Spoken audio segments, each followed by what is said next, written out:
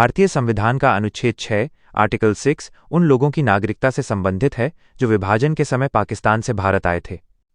आसान भाषा में कहें तो ये अनुच्छेद उन प्रवासियों माइग्रेंट्स को नागरिकता देने के नियम बताता है जिन्होंने 1947 के बंटवारे के बाद भारत को अपना घर चुना।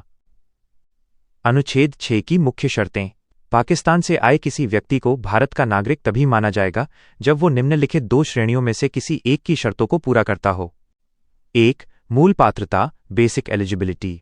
उस व्यक्ति का या उसके माता पिता का या उसके दादा दादी नाना नानी में से किसी का जन्म अविभाजित भारत 1935 के भारत शासन अधिनियम के तहत परिभाषित भारत में हुआ होना चाहिए। 2. समय सीमा द कट ऑफ डेट 19 जुलाई 1948। संविधान ने नागरिकता तय करने के लिए 19 जुलाई 1948 की एक तारीख तय की थी। इस आधार पर 2 स्थितियां बनती हैं। स्थिति ए, यदि व्यक्ति 19 जुलाई 1948 से पहले भारत आ गया हो, वो व्यक्ति अपने आने की तारीख से ही भारत का नागरिक माना जाएगा, बशर्ते वो तब से सामान्य रूप से भारत में ही रह रहा हो। इसके लिए किसी विशेष रजिस्ट्रेशन की जरूरत नहीं थी।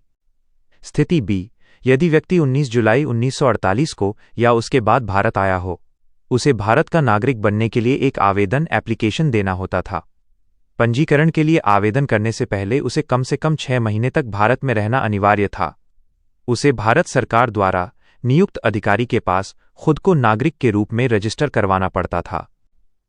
आसान सारांश टेबल। स्थिति। शर्त। क्या करना था? 19 जुलाई 1948 से पहले आए। सामान्य निवास। कुछ नहीं, सीधे नागरिक बन गए। 19 जुलाई 1948 के बाद आए। 6 महीने का निवास। रजिस्ट्रेशन लाश आवेदन जरूरी था। यह अनुच्छेद आज कितना महत्वपूर्ण है? अनुच्छेद 6 केवल संविधान लागू होने के समय 26 जनवरी 1950 की नागरिकता की स्थिति स्पष्ट करता है। ये उस ऐतिहासिक दौर की व्यवस्था थी जब लाखों लोग सीमा पार कर रहे थे।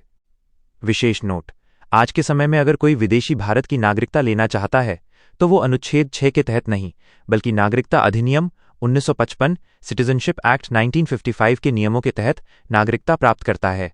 क्या आप अनुच्छेद 7 जो भारत से पाकिस्तान जाकर वापस आए लोगों के बारे में है के बारे में भी जानना चाहेंगे?